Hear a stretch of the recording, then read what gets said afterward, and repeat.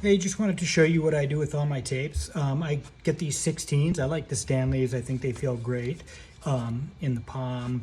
And I do interior stuff, mostly cabinets. So, 16 is plenty. If I'm framing or doing, a deck, then I'll jump up to a 25. But let me show you something that I do with all my tapes. Here's the clip right here for your belt.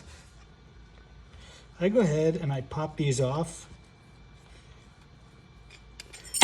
Okay, and then right here, oh, I need this screw, I'll save that. But right here you can see the plastic.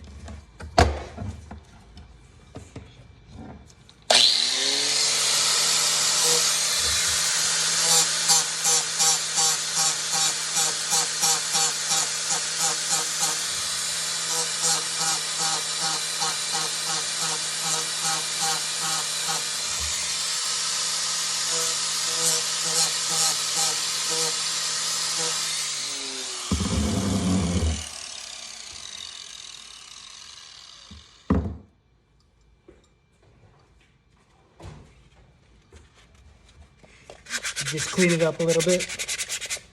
But all that feels really good.